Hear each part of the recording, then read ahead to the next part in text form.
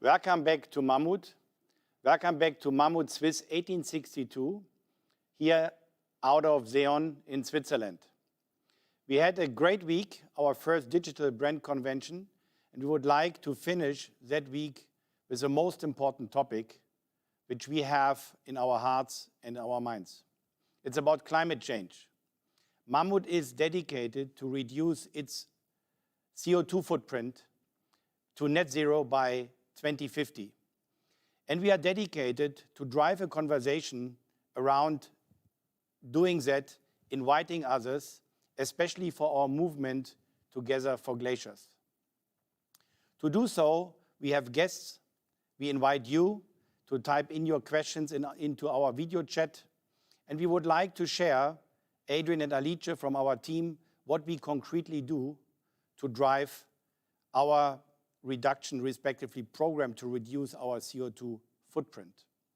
And we have a guest, Reto Knutti from the ETH at Zurich, a very well-known Swiss scientist, dedicating his work, his energy, his passion to find out the challenges and as well working on opportunities for reducing CO2 footprints, respectively, working on positively on climate change. So I'm very happy to have you here, Reto. Welcome to Seon. Hi. And thank you for sharing insights. What I'm really interested in, what made you so curious, what made you dig into that topic? Maybe you share a bit that we know what we can expect. Well, I grew up in the Swiss mountains, in Gstaad, to be precise. I grew up almost on skis, so the outdoors, the mountains, the snow, it's something that's very close to my heart. I still do mountaineering, a bit less since we have kids, but it's something that matters to me personally. But then, of course, I had the love for physics, for computer modeling, and I saw the opportunity to connect the hard science to address a societal problem that I think is as pressing as nothing else. Preparing that session today, you shared with me that you collaborate on a high level across, let's say, countries, nations to work on this. Can you share a bit how big is that, let's say, the work you do cross-country with other scientists around the globe?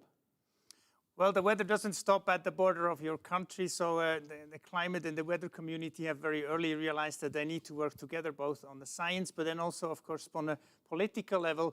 The United Nations have more than 30 years ago founded this intergovernmental panel on climate change that provides the scientific basis for the United Nations climate negotiations. So it's a very interconnected field, both in the science and in the political world, because it's something we can only work and solve together. And in which countries most of that work is done on a science level?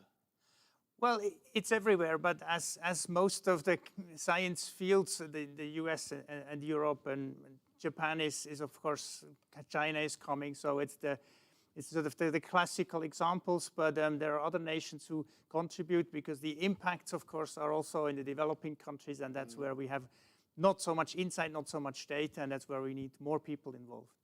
And if you could wish for, let's say, one special type of resource to drive your science forward, what would it be? Well, that's hard to say. I mean, we need computing, we need storage, we need data. That's on the hard science part. But I think we are at the point where we understand the science, at least the basics, pretty well, as I will argue in a minute. But what is lacking is how we transfer it to society. And that's where political science, social science, behavior change, psychological knowledge needs to come in on how you translate the knowledge into action. Yeah, I mean, that is actually why we are so committed and dedicated, want to share your results and as well us driving it forward as a company with a lot of resources. And on the other end as well, on a personal level, we have a lot of committed people in-house. And that's why I think we could team up here very well. Is there one thing you would like particularly to deliver today that we already underline it now? Well, I guess you will see in a minute. I want to try to go from the hard science, the impacts, but then also towards the societal aspects of how and why it's difficult to change and why I see opportunities for change, how that has, I would say in the last 2 or 3 years, the field of how people talk about climate change has completely shifted. Yeah, thank you. I think it's super important that we all are in this together. Reto will now start with his presentation, and then, as I said before, we will have Alice and Adrian from MAMMUT sharing with you our corporate responsibility approach, respectively digging deeper into what we do. And then again, just to remind you, the floor is more or less yours. The Q&A session starts afterwards. Reto, thank you so much. Let's get it started. Thank you very much. I want to start with my talk on climate change, challenges and opportunities with a few pictures. This one is from about 2 years ago, summer 2018, in the Swiss Jura Mountains. The summer 2018 was the driest ever since we started observations. This one is from Australia, wildfires. You could have similar pictures, of course, from California in the last weeks and months. So things are happening, obviously, but it's not just in the nature that things are happening. We see a whole generations of young people going onto the streets, encouraging older generations to go on strike. Something has changed. Right? We have what we call Glacier Initiative in Switzerland, a vote about going to net zero by 2050 or before 2050. Within a record time, the necessary signatures were collected. And maybe somewhat surprisingly to the public, but of course not to no surprise to the scientists, the Swiss government announced about a year ago that Switzerland will go to net zero greenhouse gas emissions, as many other countries as well. Well, zero. Just think about for a moment what that means. So zero means you don't emit any greenhouse gases, CO2, methane, and so on, unless you're sequestering it in some other form into the ground. So zero doesn't mean a change a little bit, saving a little bit of energy here and there. Zero means nothing. So zero means no combustion engine. Zero means no conventional heating system, no coal power plants, nothing. So how do we get there? But before we answer that question, let me get a little bit back to the basics. In these Intergovernmental Panel on Climate Change reports, we, as a scientist, as a community, we delivered the facts, the basics, and already years ago we came to the conclusion that the first step is to analyze the data, and the conclusion from that is the warming of the climate system is unequivocal. There's absolutely no question that something has happened. That's like the doctor measuring your temperature and saying you have fever or you don't, without knowing what's happening or what the reason is, but it's just stating that something has happened. You can look at that globally, 1 degree warming. You could look at it from a Swiss perspective. This is from 1860 and approximately to almost today. And you can see on the very right, the last 20, 30 years have been extremely warm. Almost every year has been far above average.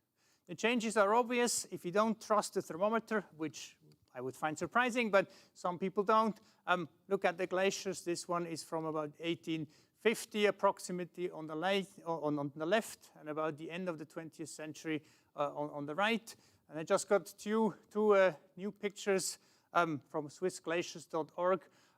They kindly provided two comparisons on the Rhone Glacier. If you go up and look from above, this is the difference of the last 10 years. So look at this, and then compare to what's happening basically now.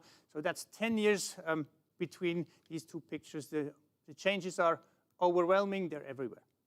If we look at the reasons, then these Intergovernmental Panel on Climate Change reports, these are thick books, they come to the conclusion that the human influence on the climate system is clear.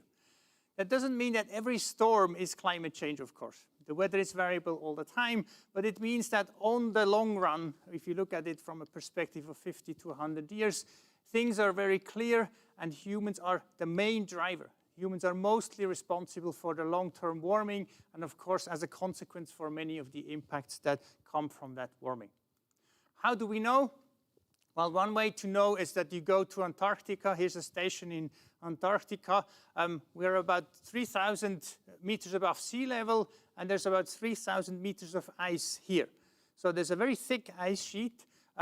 It's so cold that the snow never melts here. So if you take a shovel and start digging, then you dig back in time, like the archaeologists. But we're not digging for bones, we're looking for climate information. And we can measure the content of the snow and the air in this snow and see how that has changed over the past. And that gives us a record of CO2 and methane, the two most important greenhouse gases which we emit from burning coal and gas. And you can see 800,000 years of climate history. Climate has changed over the past all the time. The ice ages, warmer phases, but if you look at the very right, something extraordinary happened. The changes are obvious, they're very large, and they're very fast. So what we've seen in the past almost 1 million years, we're soon hopefully going to have even longer records. What has happened in the last 100 years or so is far, far exceeding what we have seen in the past. And of course, we know the reason, it's the burning of fossil fuels. And the second reason why it's humans is, of course, we understand the physics of the system. If I let this pointer drop, it will fall down and not fall up. You can try it at home, but don't take the expensive wine glass, take something cheap, because it will fall down, always.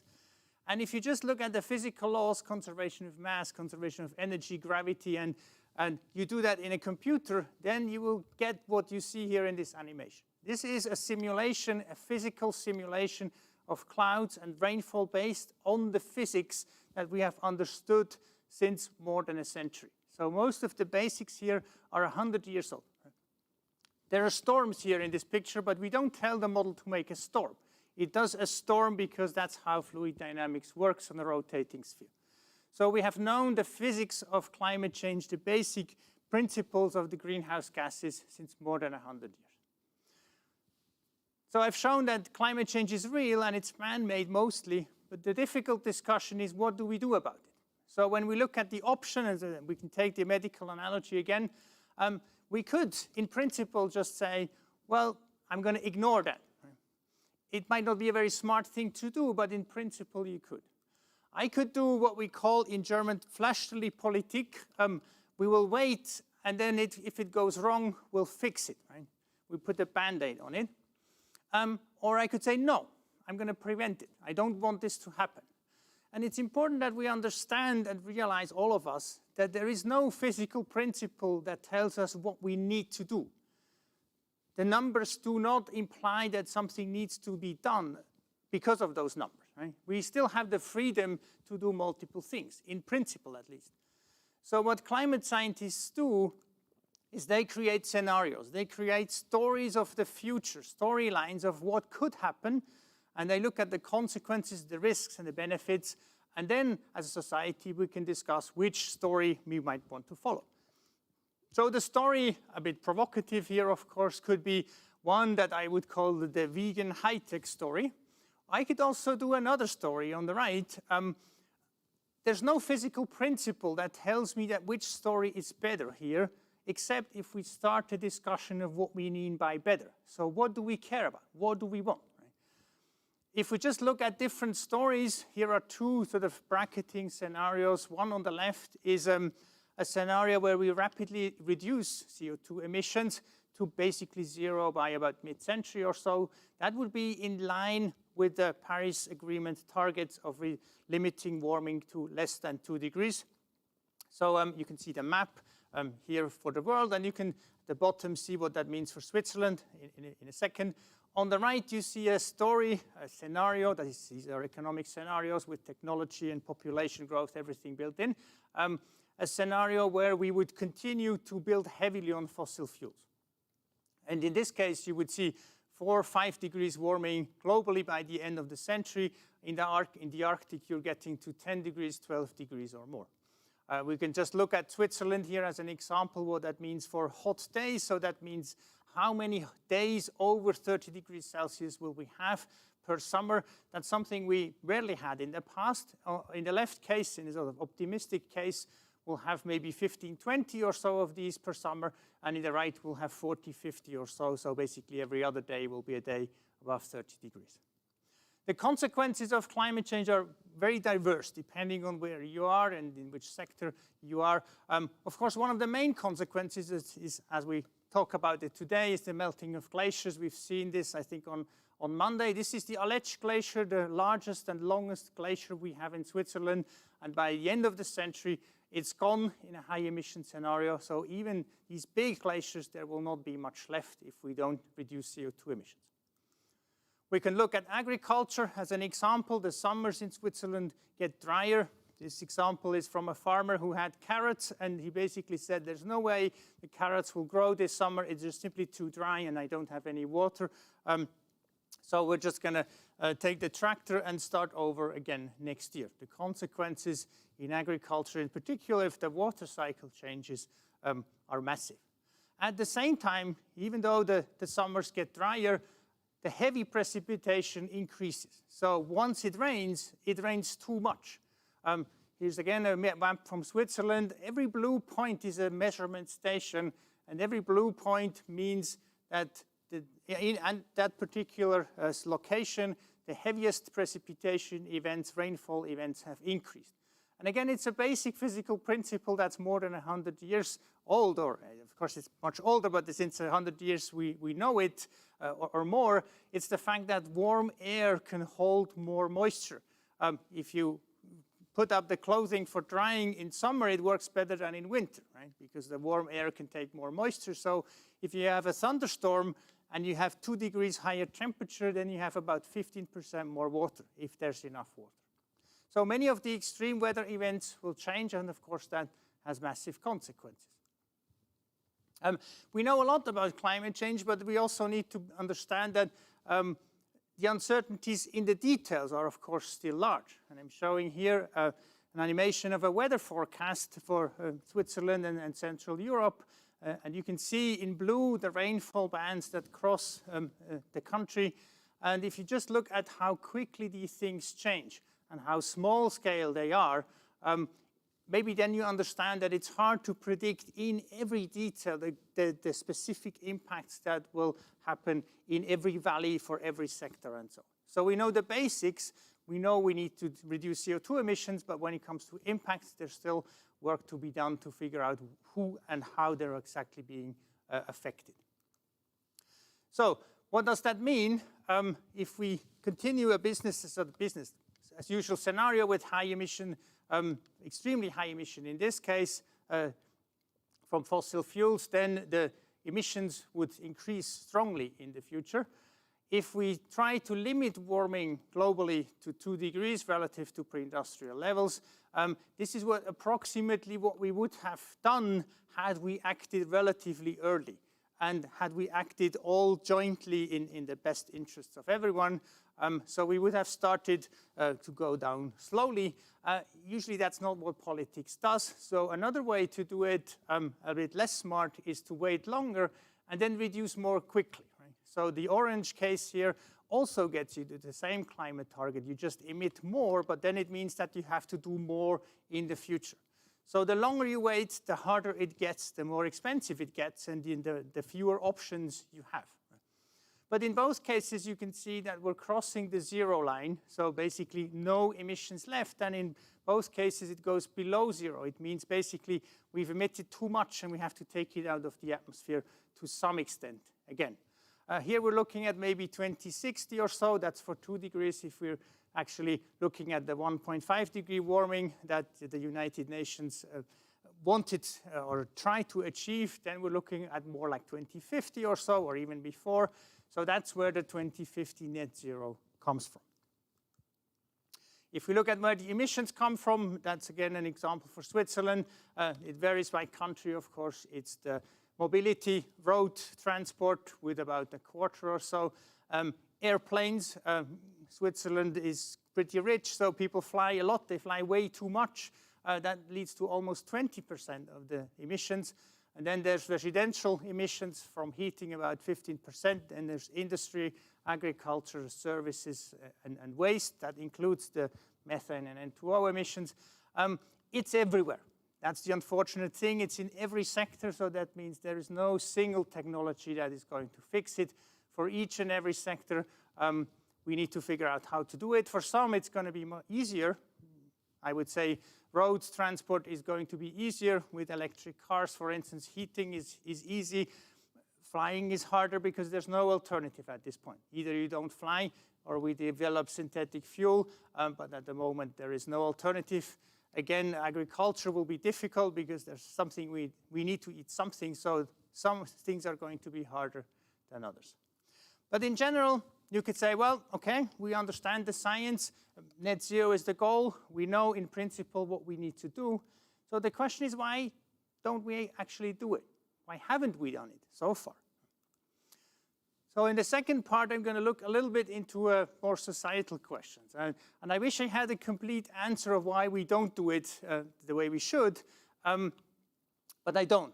But I have a few reasons that I can share with you of how we got here and where maybe some of the problems are. Why is it so difficult?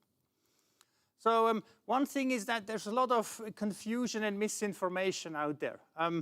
And here's an example from a few years back on a Russian or Ukrainian website that I found an interview that someone apparently did with me, basically saying we have about 3 years left and then the world is going to end.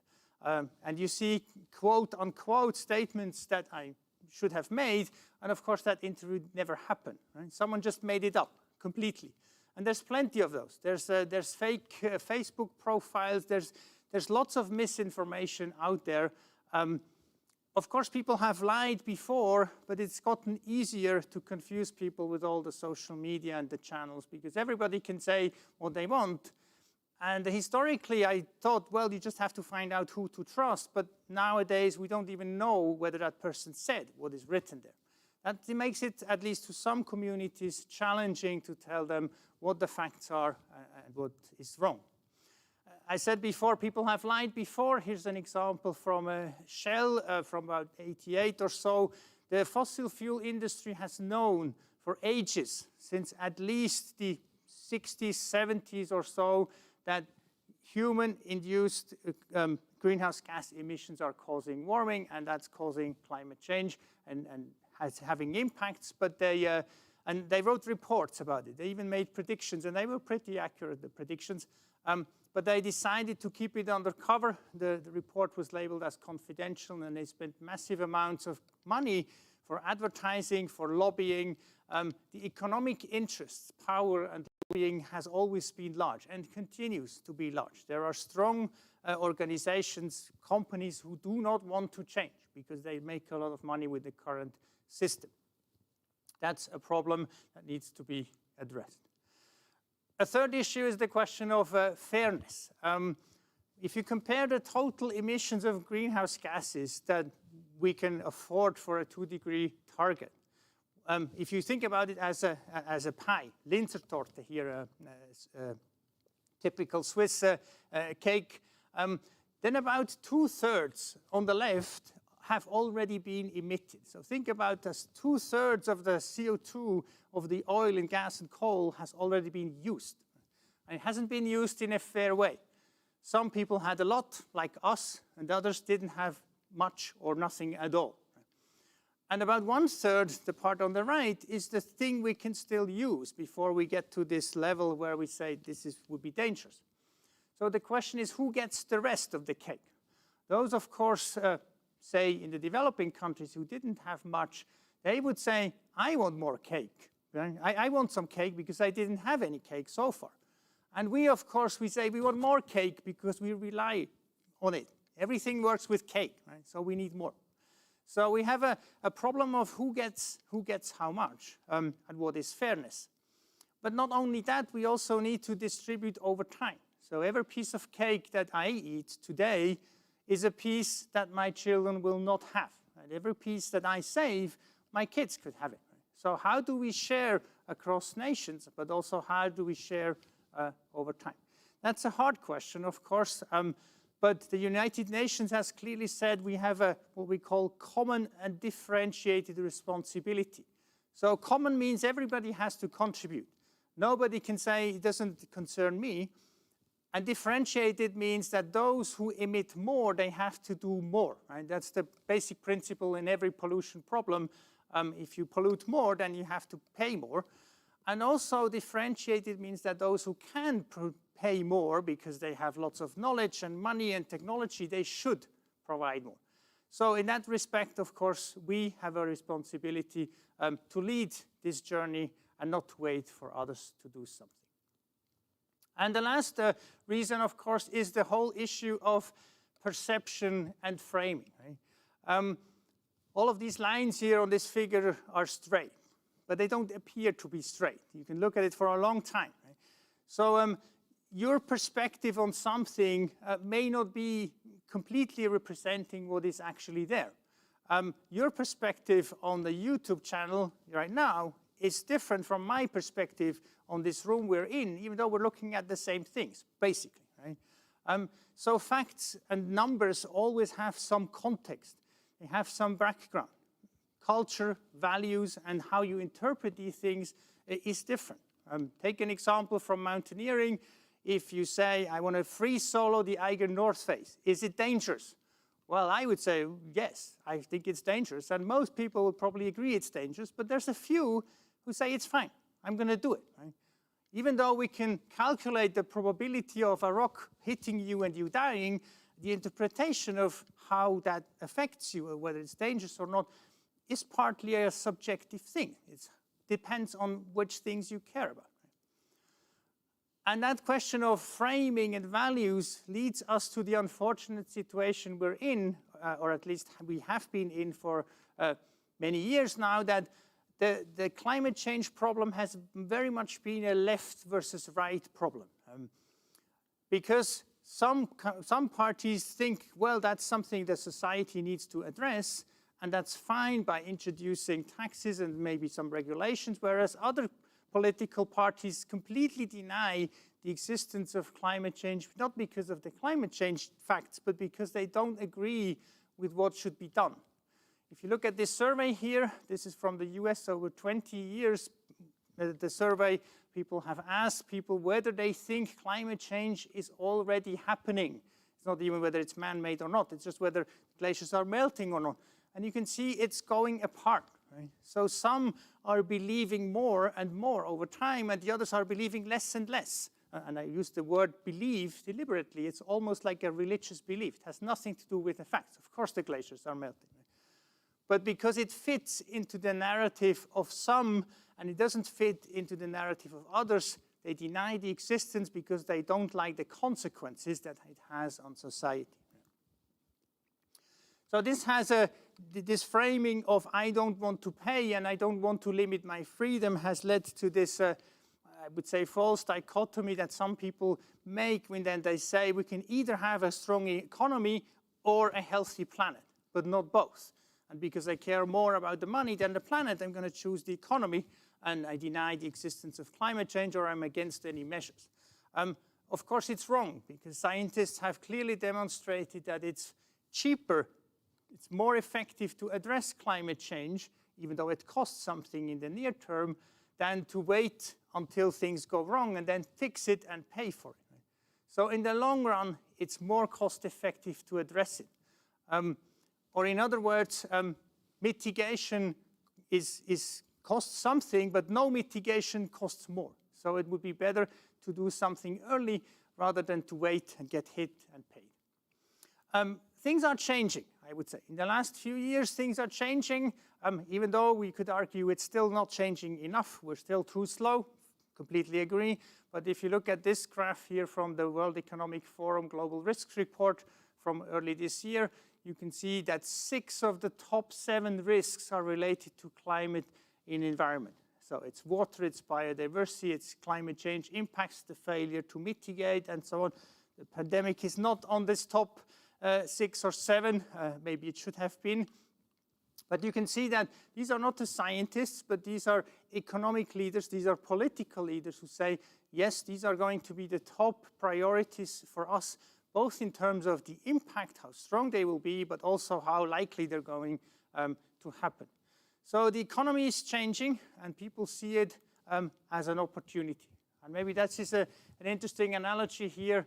About 100 years ago, people in London were concerned that the city would be buried in horse manure, meters of horse manure, because there's so many horses. And about 10 years later, there was no horse left, of course. There were only cars. So you can see things as a problem, but you can see things also as an opportunity to create something better. Right? Now we could say, now we have cars, which is not ideal, so we need to figure out something better. Right? But rather than try to resist the change, you can say, can we be part of a solution and fix it? Right? The numbers are important, as I've argued, and it's up to us to provide the numbers, but the numbers are not enough. And Dan Kahneman, an economist who won the Nobel Prize a few years ago, he put it very nicely in this quote, no one ever made a decision because of a number, they need a story. As I have mentioned before, the numbers do not imply that political actions, nor do they imply that we agree how to respond to it. It's up to us to figure out how to use those numbers and come up with this story. And I think the last few years, Fridays for Future and so on, have demonstrated that we can create those stories, stories that appeal to people where they say, yes, I want to be part of that. I want to be one that helps driving the change, and I want to be part of someone who really looks at where we're going rather than just looking back at where we have been. So to summarize, I've shown that climate change is a reality and humans are the dominant cause of it, of the warming, and of course of many impacts. The impacts are diverse, but they're predominantly negative. In particular, if you go to very high warming levels, it's going to be challenging to deal with these things. We don't have much time to decide, so we have a decade or two to really change the whole energy system. But whatever we do is going to have a very long-term impact.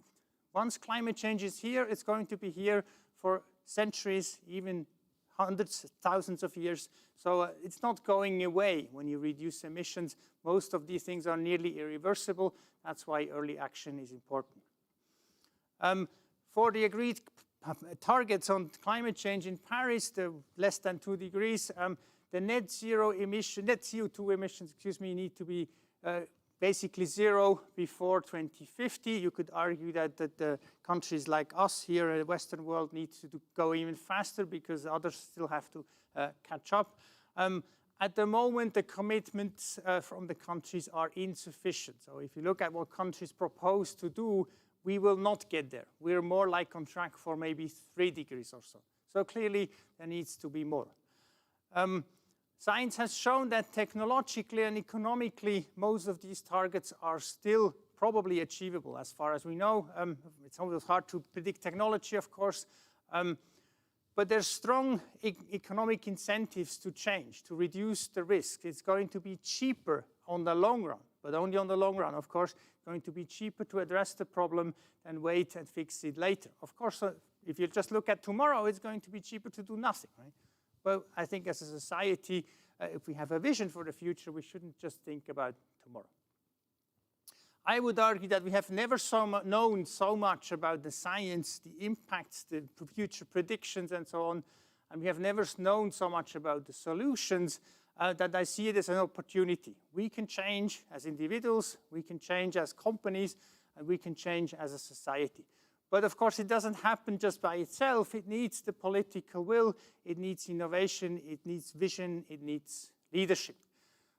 And just to end, I talked about stories before using the Kahneman's quote.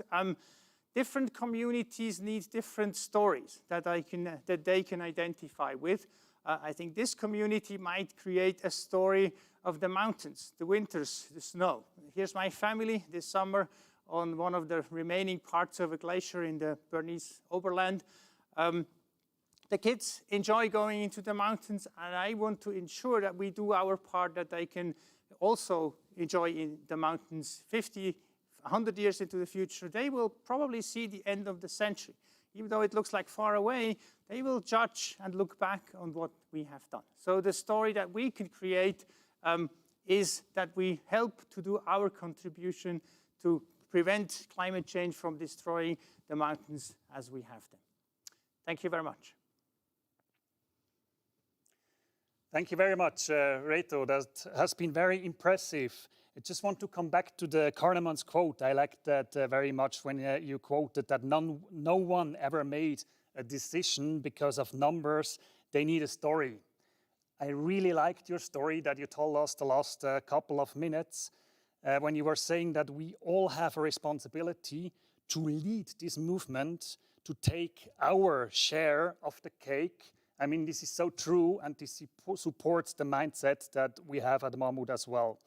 Then also, I really liked when you said that, or you not only talked about climate change being a threat or a challenge, but you also showed ways to solve this challenge and opportunities that lies within this topic. We all can make our choices. This is also a very important takeout of Reto's presentation. We have the freedom to make our choices and to decide whether we want, being part of the problem, whether we also want to be part of the solution. And there were some very strong stories, and thank you very much for that. And I'm happy to see you in a couple of minutes back for the Q&As. Thank you very much, Reto.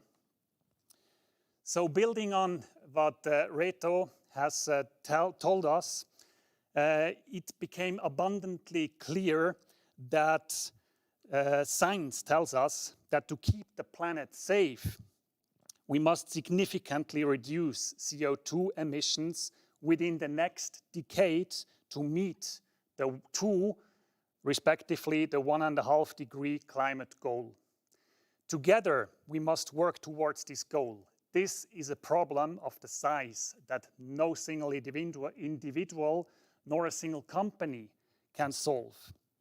The timeline to do this is very short, actually, and the goals are incredibly tough to meet.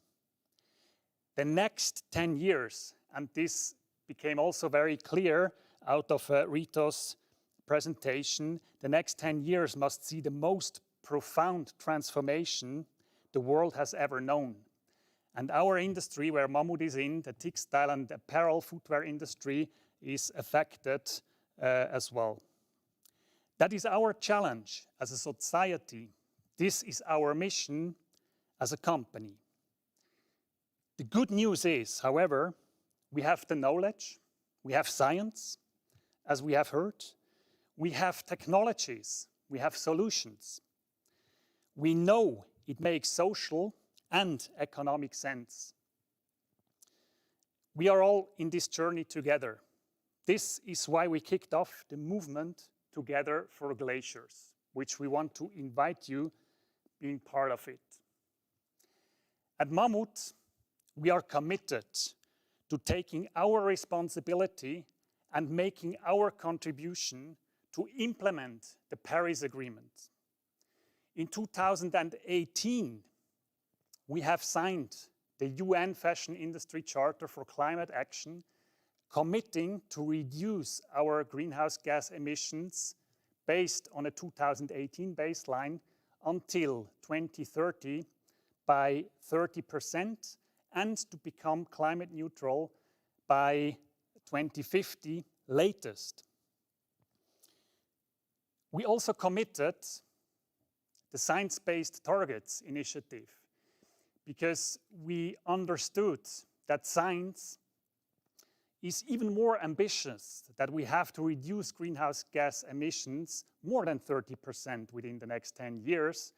And so that's why we committed and will set science-based targets within the next couple of months. Last but not least, and that's what you are seeing here, we are strongly advocating for CO2 law. This is very important, and we are taking a political stance for the first time in MAMMUT's history by supporting the Glacier Initiative, which aims to anchor the goals of the Paris Agreement in the Swiss Constitution. This is very important. MAMMUT has actually a long history in implementing best practice industry standards that helps transforming the industry as a whole. I just want to pick out some highlights in our corporate responsibility journey from the last years. 2008, for instance, we joined the multi-stakeholder initiative, Fairwear Foundation. 3 years later, we started tackling the chemicals that are used in our products, in our industry, by joining blue sign standard that make sure that no hazardous chemicals go into the process of our supply chain and as a consequence into our products. In 2014, we started shifting the downs towards responsible down standards, really making sure that we can comply with the highest ethical standards in terms of animal welfare. Later on, we started tackling climate change as maybe the biggest challenge of our time. As I said, by signing the UN Fashion Industry Charter, by supporting the Glacier Initiative, and by setting science-based targets. We have structured all our corporate responsibility efforts under this concept of we care. And these 4 pillars actually mean that clean production is the first pillar. Second pillar is animal welfare. Everything that is related with animal products like leather, wool, or down. And the R stands for reduced footprint and E for ethical production. So this is our concept of a holistic approach, how we are tackling our sustainability and social issues with Mammut. We have done some good progresses. So we have, for instance, already nearly 60% of our products done by the Blue Sign standard. We are on a good way phasing out the PFCs, the chemical treatment that we use for the durable water repellency effects on our hardshell jackets, for instance. We already have 100% of responsible down, as well a high share of TerraCare, which is a leather producer, a tannery in Germany, which delivers climate neutral leathers. Then an important part, if we look at the third pillar, reducing footprint, we started quite early shifting from virgin polyesters towards recycled polyester, knowing already at that time that recycled fibers or recycled materials in general have a better environmental footprint than crude oil-based derivatives. Organic cotton is also very important, and we are proud that we have a best practice partner, a Swiss company called Remi, that delivers 50% of our organic cotton products that are not only organic, obviously, but also fully traceable, and since 2013, climate neutral. So we just recently sold over 1 million pieces since we started this fantastic collaboration with Remi. Then also, we are proud to be Fairwear Foundation leader for the 5th time already. This really demonstrates that we are serious about complying with the highest standards in terms of social responsibility towards our partners in our supply chains. So we always loved KPIs, key performance indicators, because we very early understood that sustainability has to be measured. We have to set clear goals, because everything that you actually measure, you also get done. What you don't measure, you don't really, or you cannot manage. And this was also the first part when we started our climate action journey 2 years ago. We started measuring our carbon footprint across the entire value chain. And the concept is well established on global scale. This is the Greenhouse Gas Protocol. The protocol looks at 3 scopes. Scope 1 and 2, I put them together, looks on emissions that are happening within our 4 walls of the reporting company, which in this case obviously is Mammut.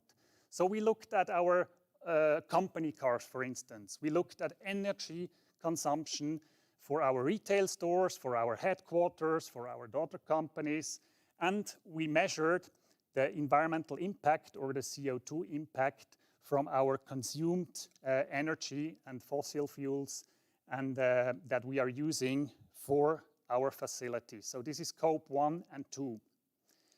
Then we also looked Scope 3, which is upstream activities that are indirect emissions, so not really in our direct influence, circle of influence, but really related to our business activities upstream, like for instance, purchased goods. So how do we produce our goods? Where are they coming from?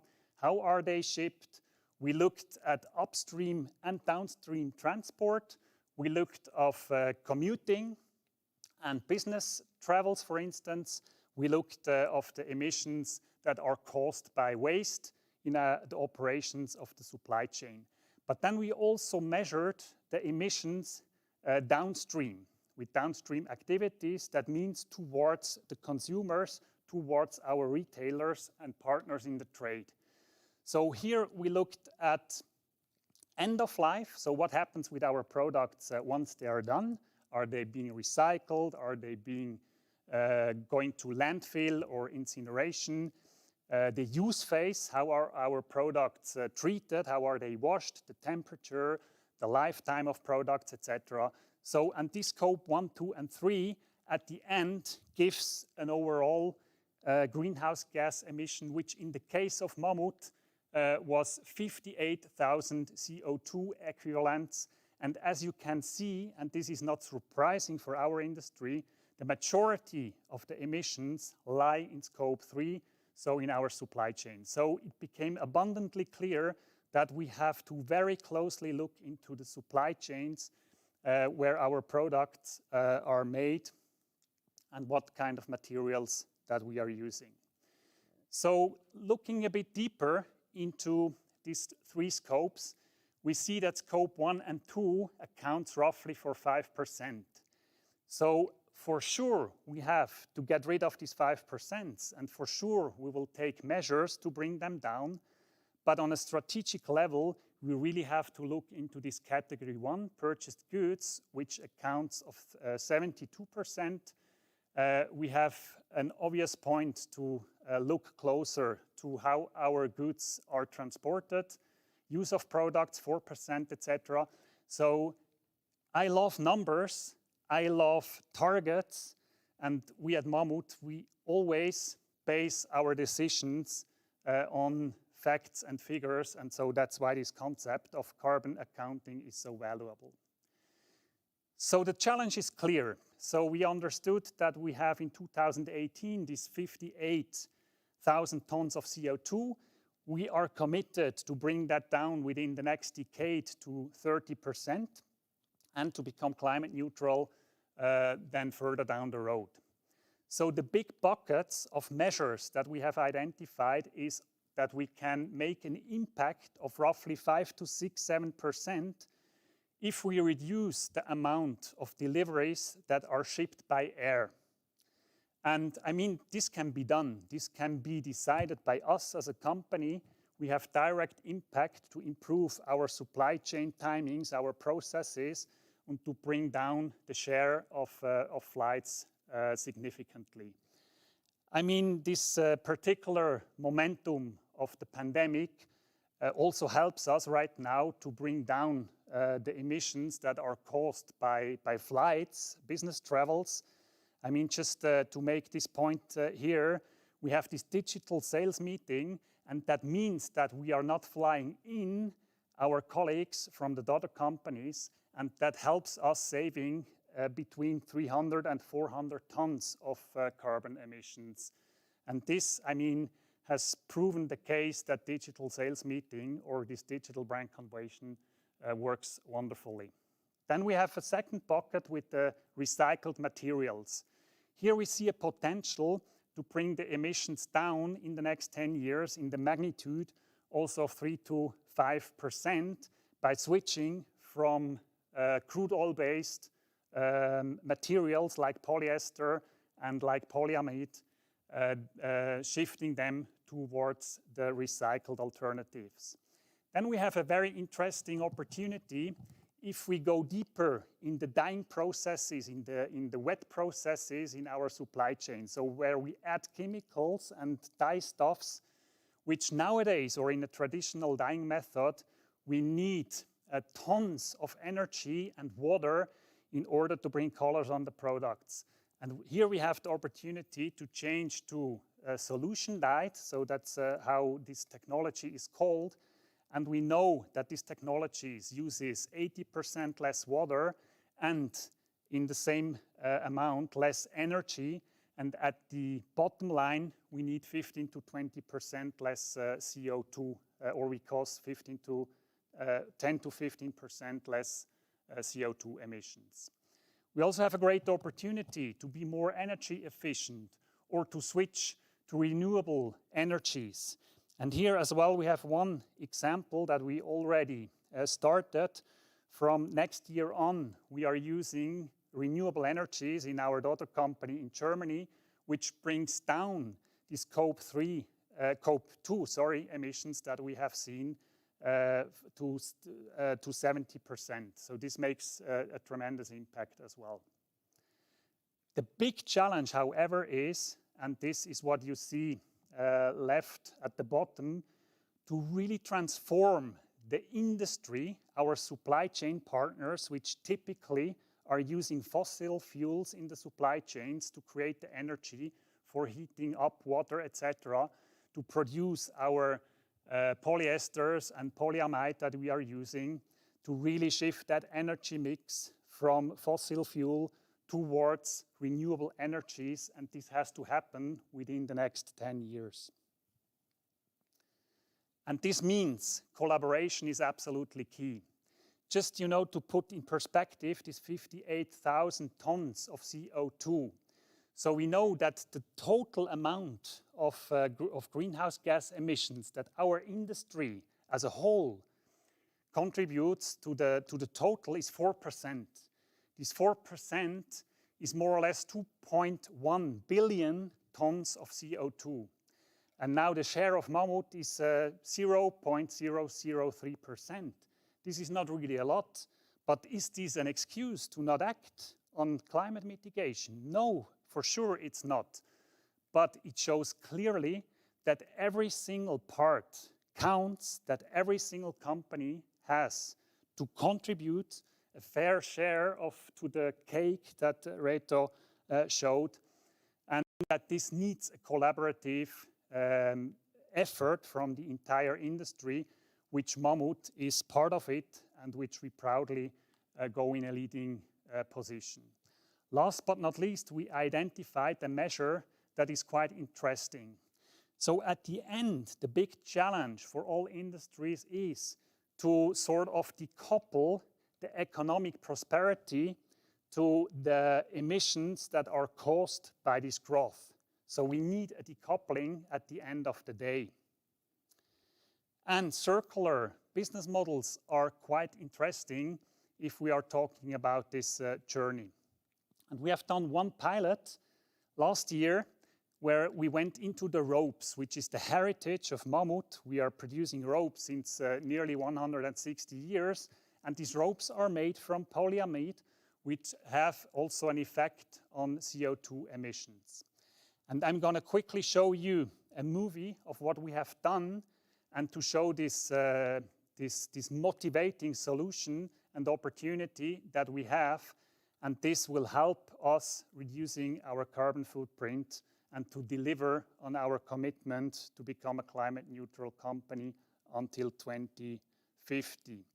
So before we start the movie, I can already announce my colleague Alice, which will take over after the movie, and she will lead you through our activities and programs of Together for Glacier communication activities. Thank you very much.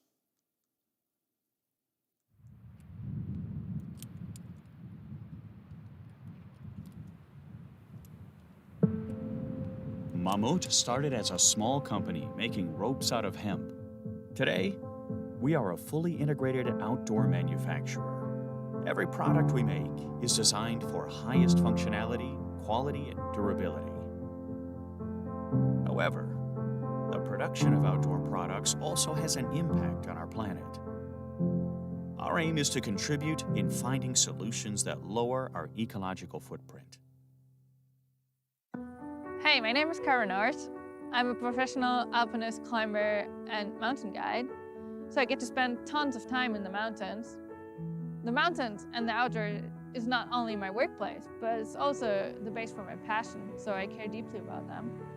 As safety is quite crucial in climbing, I have to change my ropes quite often to be able to rely on them and focus on my climbing. So I guess I change my ropes 5 to 6 times a year, and I've always been asking myself, what should I do with these ropes instead of throwing them away? There must be a better way. Garo is not the only one questioning the single use of ropes. At MAMMUT, we are working hard to find a solution to this challenge. Ropes are MAMMUT's heritage, and we have been producing them for more than 150 years. This legacy comes along with a strong sense of responsibility and the ambition to constantly improve. We set up a dedicated project group of engineers, climbing specialists, and designers to come up with a solution. The goal was clear: to give ropes a second life and to make them part of a circular economy. Analyzing our carbon footprint, we face the fact that ropes make up 14% of our yearly emissions. In order to achieve our goal of reaching carbon neutrality by 2050, we needed to tackle the rope's footprint first. To solve this problem, we started with what we already knew. First, the production of ropes is an energy-intensive process, and it creates waste. Second, the lifetime of a rope depends strongly on how often it's used, and on average, a rope reaches the end of its life after about 5 years. So we had to find a way to give the ropes a second life in order to decrease our own emissions in the process. For decades, ropes reached a dead end after their production, use, and end of life. So we were looking for a new way to collect old ropes, regenerate them, and design new products with this material. That's why we launched the Close the Loop project in Switzerland. Together with the NGO Protect Our Winters, we give climbers the opportunity to send their old ropes to us at MAMMUT for recycling, no matter the brand.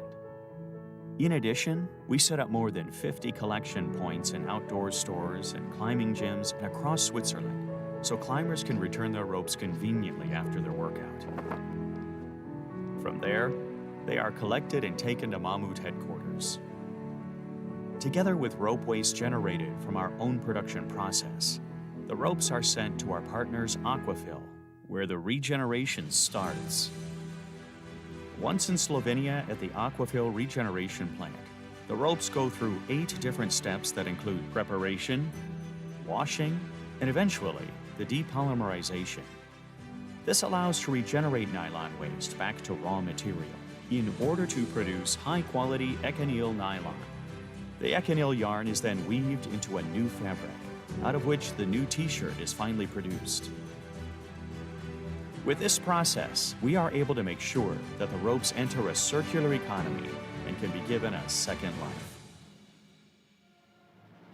Over the last 3 months, we collected around 300 ropes, which equals about 750 kilograms. By using regenerated econyl nylon yarn, we were able to save nearly 70% of CO2 emissions compared to t-shirts made from virgin material. Expanding the project, we aim to vastly increase the amount of ropes to be collected and work even more towards a circular economy. Join us to close the loop. Welcome back here in Zeun.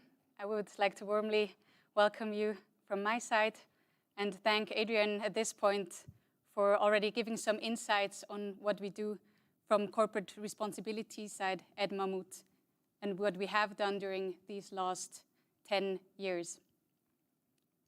So if we want to go now into future, I mean, this is our brand convention. We talk a bit about what moves MAMMUT, what we want to achieve, where we want to go.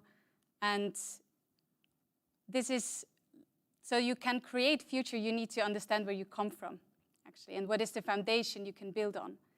And Adrian has shown some foundation that we have to tackle that topic of climate change with our corporate responsibility activities. One foundation is the knowledge that we have built during the last years. You've seen that just in the Close the Loop movie, that we try with pilot projects to really understand where we can have an impact and how we can improve processes. So we tried that in pilot projects on a local level, and then when we see that it works, we spread that out. And we have built certain knowledge on processes and how we can do our production over these last years. When I talk about our foundation and where we come from, we have a brand history of already almost 160 years. There have been different topics that move us during these years, I guess. There were different focuses. But I think one key element that has always brought people together for MAMMUT and in this community is this strong passion for the outdoors, for the mountain landscapes, for the glaciers. And that is what still connects us and motivates us today. And this is another part of the foundation we built on when we now go into these next months and years. It is this passion. And I see that, and we experience that as a team of corporate responsibility here at MAMMUT, this also intrinsic motivation of people to act for their passion and to become active and protect these landscapes that they love so much.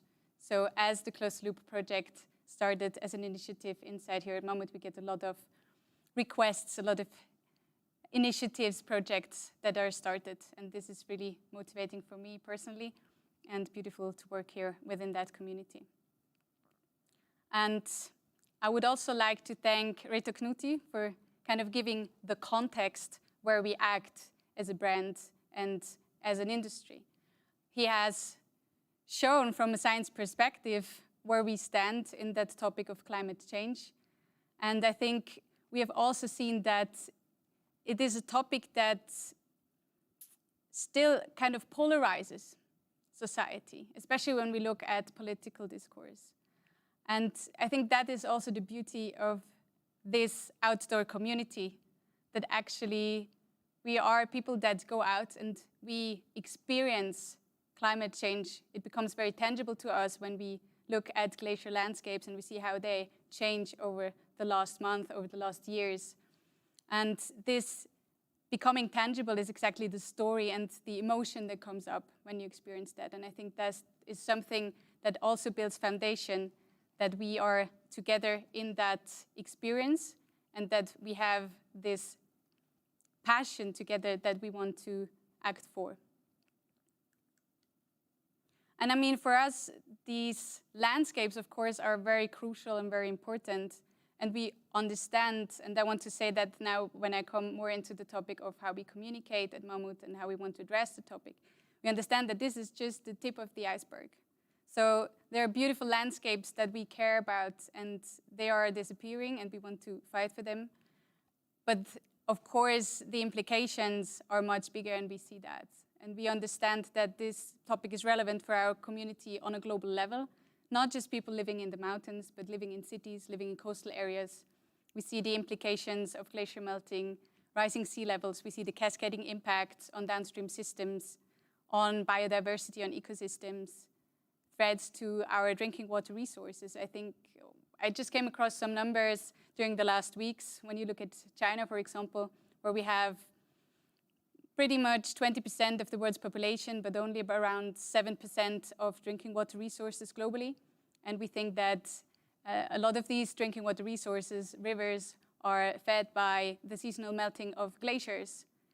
And when we look at this picture and see that the biggest glacier in China has already shrunk by 60% over the last 40 years, I guess we really understand also from this global concept perspective that this is a challenge we have to tackle and that is really relevant for our global community. And I mean, we had that understanding for many years. We knew climate change was happening. We experienced it in the outdoors. We understood as a company that we have a responsibility, that we want to act in that direction. And we started, as Adrian has shown, some years, more than 10 years ago, to really tackle the topics and to improve our processes and the way how we produce products. But I think also during these last years and months, we had certain learnings on an individual level, but also as a brand and company. And I think for me, the maybe 3 most crucial learnings I pointed out here in that slide. One is that people are standing up and they raise their voice for climate protection. And we understood that we as a brand and as a community, we also have a voice, and we have quite a strong voice, and we could actually use that. So not just work for ourselves and try to improve our processes, but to really become an active actor in that subject. The second learning that we have, and that is really beautiful, is that we get more and more questions from our end consumers, from our partners, from our retailers, about our processes, about our products, and that we are kind of in a need to provide more information, to give explanations and transparency on what we are doing and how, and that in that transparency we can also learn from each other and even grow together with our competitors. So it is a beautiful invitation somehow that we learn in that process and that we provide answers. And I think the last learning, and I would say this is maybe one of the most important learnings, is that you can raise your voice in that topic and step up for climate protection, even though you're not perfect. And in a way, in the first moment, you think, wow, that's kind of scary. I mean, how can I say, let's protect climate when I went to Costa Rica when I was young and did an exchange year there, and I flew around the globe and I wanted to travel. So how do you deal with that situation that you are in? How do we deal with that situation as a brand, producing products and selling products? And of course, we try to do our best, but as we said, we are not perfect. And I think what we learned during this momentum and within the last months and years is that we have this voice. The voice is needed. It's not only legitimate to raise the voice, maybe it's really necessary to raise it, and you can raise it even though you're not perfect yet. Because we are on the way, and I think we can prove from our history that we really want to walk the talk and step by step go in this direction of becoming a more responsible and climate neutral brand. And that was the point where we said, okay, we have to do this next step, and we have to kind of build the bridge between what we are doing internally and what moves us to our community, and make that voice clear and create kind of a more clear message we want to send out. And at MAMMUT, we have defined our purpose. This came out of interviews of our employees, that we want to create a world moved by mountains.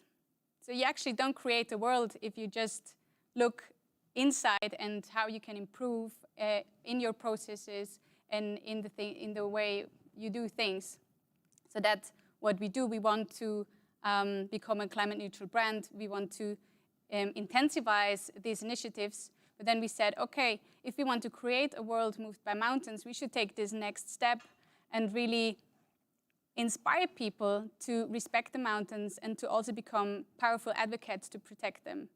And that we want to steepen our learning journey as individuals, but also as a brand together with our community. And that's where we said, okay, it is not enough to just communicate in campaigns and small stories. This is powerful, but we actually really want to become more powerful by bringing all this power together and define one clear message that we really want to bring through, and provide platforms where our community and each and everyone is invited to become part of solutions. And our message we identified as a community, as a brand, is Together for Glaciers. So what is this actually? We were talking about our Close the Loop project. We want to become better in our circular models. We have repair service, so longevity, the we care aspect or strategy, how we want to improve our products. But there are so many more touch points. We have this huge engaged community of athletes, of mountain guides, of mountain lovers in a way, that can go on local adventures and that can inspire others. We have the MAMMUT Alpine School that take people to the mountains, where we have touch points, where we can discuss the topic, and where we can learn and bring more inspiration into how we can change our lifestyle and go responsibly into the mountains and experience them. We have become strong partners with some NGOs like Protect Our Winters. We have the Alpine Festival. So we have so many touch points that we want to use to bring that message through. And you see that it says still draft on this slide. I don't know if you see it. But this draft just wants to say that actually, we are at the moment identifying on a global level with all the teams where these touch points are and how we can make sure that Together for Glaciers becomes an integral part of the things we do so that this message grows stronger and more precise. And we hope that with that, we can really move something, that we can invite our partners, our end consumers, our community to become part of that movement, that we have this strong voice through our channels for Together for Glaciers. And I hope I made you curious about what's to come and how we will tackle that. And I guess you have some questions on how we will go on and why this is important. You know that you can tackle in all your questions here in the channel. And now I would like to give over to our round, to our guests, to answer your questions in a Q&A session. So you have Oliver Pabst answering your questions from MAMMUT side, and you have Reto Knutti again here for maybe the more scientific, political questions. Adrian will moderate that. I thank you for the attention, and I hope you become part of the movement Together for Glaciers. Thank you. Thank you very much, Alice, for these insights. Welcome back, Reto. Welcome back, Oliver, in the Q&A sessions. Before we are taking your questions, dear audience, I have one thought that is crossing my mind, and I just want to quote what Alice was saying. Dare to be imperfect. I mean, for sure, we are not perfect. For sure, we as individuals, we as a company, we are not sustainable right now. What we are is, though, we take our fair share of the cake, we take our responsibility, and we are strongly committed to reduce the carbon footprint as we have shown during this evening. So I very much liked the title of your presentation, Reto, which was Climate Change, Challenges and Opportunities. Oliver, first question. So do you see climate change rather as a problem, or do you see the opportunities and the chances that are offered by this challenge? How do you look at that? I mean, first of all, I think Reto's presentation was, I liked it a lot. And the title, as you just quoted it, Opportunities and Challenges, is exactly how I would love to tackle those issues as well. Because as I said before, if you're not part of the problem, you're not part of the solution. And being part of the solution, you look into opportunities. And that's what we do at MAMMUT. So yes, I see the opportunities. I see it on a lot of levels. Let's say on a very personal level. How do I change my personal approach to life? I see it as a citizen, being part of a community, and for sure here at MAMMUT, in my role as a CEO of the company. So it's opportunities to change it just out of me changing my behavior. And I like that a lot. And as you said, we at MAMMUT are fully committed to do that change or be part of that change. You have been showing as well what we did over the last couple of years. And we are determined to drive that further. So it's actually full of opportunities. How do you look at that, Reto? I mean, you as a scientist, I imagine that sometimes you have to be very frustrated having the scientific evidence and then on the other hand, seeing that the society or politics is not moving that fast as you probably would wish. So are you optimistic that we as a society can achieve climate neutrality by mid of the century? Well, there are a number of questions here, I would say. The first is, what's the role of the science? The science needs to inform, it needs to provide the numbers, the basics. But as I have argued, that the fact that the numbers are here doesn't imply that we agree what needs to be done, right? The political action does not follow from the numbers. And we need to decide, as a society in a democratic process, which priorities we have and what we want to achieve, and then need to take the necessary steps. And I'm not the person as a scientist to decide what needs to be done on a political level. That's not my role. But I see my role as informing. Right? On the opportunities, I would say we've seen, and that's taking up the previous quote again, we've seen climate change as a challenge for a very long time. People have argued it doesn't exist, or it's too expensive, it's too hard, not in my backyard, whatever. But I think the things have changed, right? Especially with the Fridays for Future movement. They have created a story of saying, how can we frame this differently as we want to change, we want to decide where we are going. And it's exciting that many companies are also now sort of going in that direction, that they don't see it just as something that needs to be done and costs money, but something that is an opportunity. It's an opportunity for innovation. I mean, there's clearly economic interest, right? There may be lawsuits, there may be public pressure, there may be impacts on supply chain. So as a company, you need to decide where you're going. And I see that in many companies, not just in this sector, that the sort of thinking has completely changed in the past few years.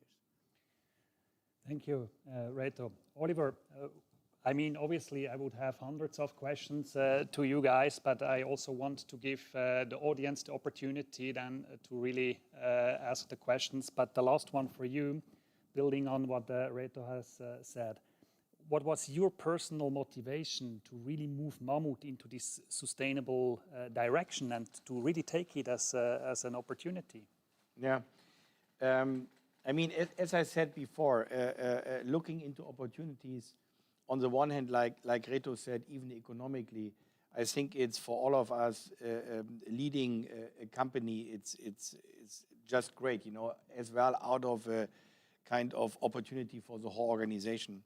But I would like again to underline, it's, you know, you, Alicia, and myself, we are only 3 out of 800 people at MAMMUT, and we are all fully committed to the targets we have been sharing with you guys. So I think it's coming from us internally, and I'm more or less happy to represent that movement in my role. So it's us, it's in all of us, and that's motivating me a lot. Secondly, I mean, obviously nature is our playground. So if we don't take care, who else should do it? So we should be at the forefront of that movement, especially when it comes to initiatives like Together for Glacier. And last but not least, I see the chance to bring us further, even on an innovation level, on a business model level. We have been talking about circular economy. We've been talking about recycling. We can talk about rental business models. So I think there are a lot of elements we can talk about, which motivate me a lot to push that forward. And I don't want to correct you, but a little bit to give it another quote. For sure, we are not yet sustainable 100%, but we are on a very good way to do that. And I mean, we have seen rope recycling that will give us a huge step ahead, executing that project now and enlarging our impact only with that example. Thank you, Oliver. Reto, I just want to come back to the first question that we got from the audience. So how has climate change discussion changed over the last 2 years? So has Friday for Futures, for instance, had an impact, or how has that changed in the last 2 years?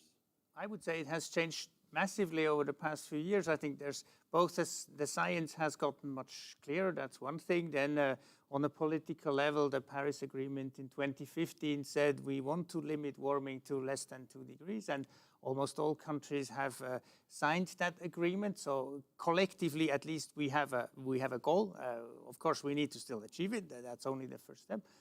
But then, as I argued before, the Fridays for Futures is what it started, but it's not just the young kids on the street, right? I mean, we have economists for futures and doctors for futures and grandparents for futures and lots of different communities. Maybe there's also mountaineers for futures, I don't know, but it's possible, right? So different communities have said, yes, we as a community, we want to do our part. We want to create this story in our sector, in our community, to move things forward. And I see this as something at least that we have never had before. Of course, we still need to do it, so it's not enough to talk about it, but it's the first step to be aware of it. We have here an interesting question from the audience. So, as a winter sports fan based in Switzerland, is it possible that the change of climate will potentially stop the Gulf Stream, which could lead to a cooling down of Europe? Or is this fake news?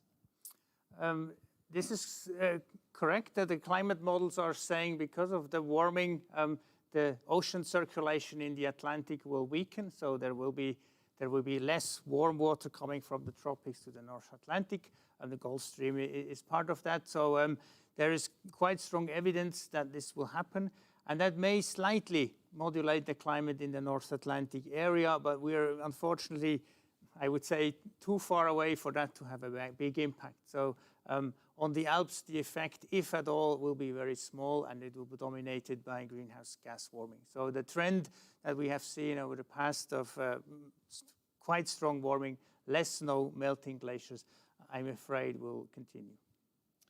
So the next question is to you, Oliver, and it's an interesting one. So do you compare yourself to Patagonia and their unusual sustainability initiatives and campaigns?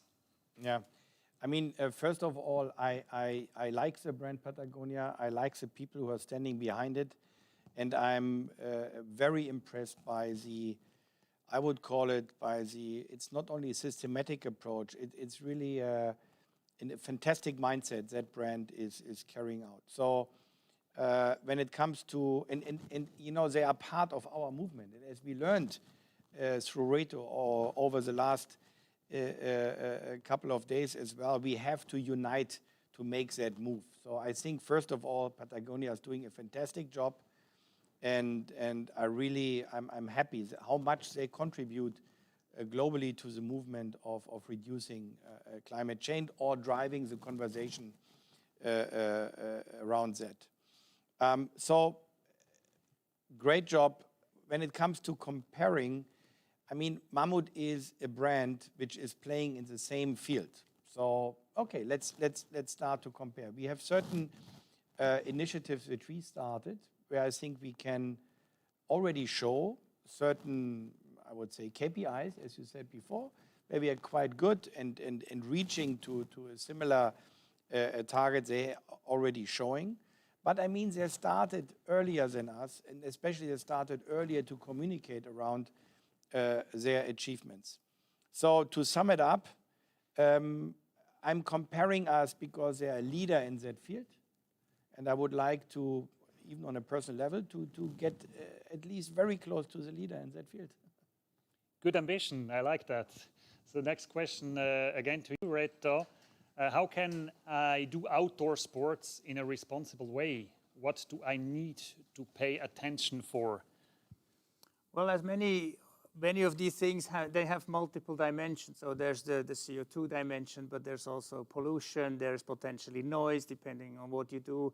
I think the fact that you run up a mountain is not necessarily a problem, but the problem may be in the materials that you use, clothing, ropes, equipment. The problem clearly when we talk about climate is the fact that you travel. If you go by bike, fine. If you go by car, not so fine. If you fly around the globe, then it's terrible, right? And there may be other issues. There may be pollution issues. If you drop your waste, of course, that's a problem. So I think there's progress that needs to be made in every sector. But from a climate point of view, I would probably say the transport is probably the largest one. In particular, flying. I mean, if you fly to Australia and back, that's about 6 tons of CO2. That's the average CO2 footprint of a human in Switzerland over a whole year. So flying around the globe once basically doubles your footprint. If we can reduce flying and cars, that's already a big step. I mean, you are not only obviously a scientist, but also a family father, as we have seen, and you went to the glacier last summer. What do you teach to your kids in terms of being a responsible citizen? Well, I think we try to educate kids, as everybody does, which is sometimes easy and sometimes really hard. We try to show them that the value that nature has by going into the mountain and not just running as quickly as we can up the mountains, but also paying attention to the details. They're pretty small, trying to find animals and see how they behave and discuss with them how they are affected. Look at plants, look at the glaciers, and and maybe see whether we can see changes in the glaciers, look at old pictures and so on. I think it's the first step is that they realize that they are making a difference in how they behave, and they can also make a contribution to the future, knowing that we're not perfect, but every step counts. Oliver, another question from the community. How do you tell a good story about sustainability engagement as a company? How do you get people to listen to your stories? Yeah, I like that question a lot, and it comes in a way together with what we try to work on or share with you today. What is a good story? A good story should have relevance and impact. So, and especially when it comes to sustainability, obviously it is very relevant because all of us are depending on nature, is enriching us, nature is enriching us. I mean, for our heart, for our soul, for our body, nature is extremely important and relevant. And secondly, a story should have impact. So we can talk about what kind of impact we would like to achieve. So I think creating relevant stories, we just do by sharing with you the movement which we are creating together for glaciers. So I think highly relevant story around sustainability. And how to tell it? I mean, here, it's on us as a brand to take all our resources, engaging with all our, I would say, internal talents, with our community out there, to bring it across throughout all our channels, whether it's social media, whether it's in our stores, whether it's on our website, whether it's through our local dealers out there. So we have lots of different channels we can use to broadcast a relevant story which creates impact. And as Alice was sharing, we want to, especially with our Together for Glaciers movement, use as well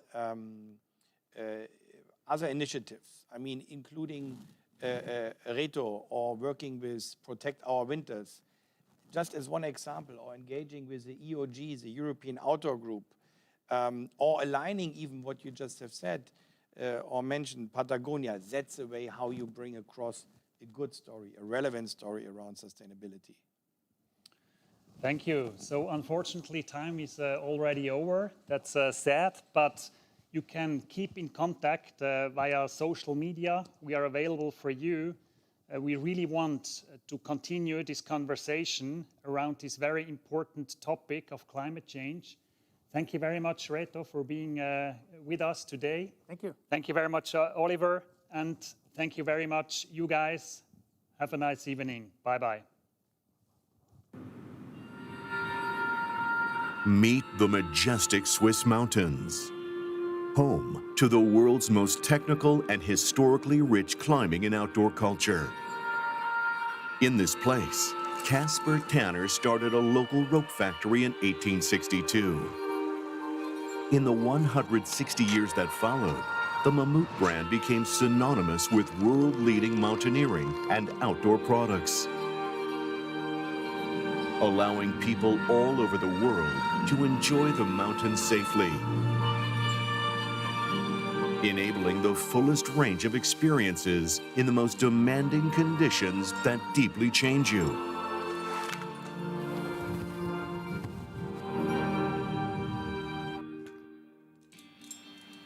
On each adventure, we allow the world's leading professionals, extreme athletes, and everyday explorers to enjoy the mountains safely.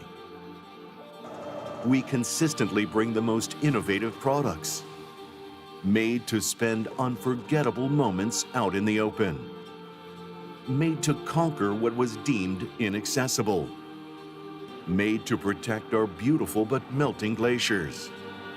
We take meaningful actions to preserve these natural wonders for the generations to come.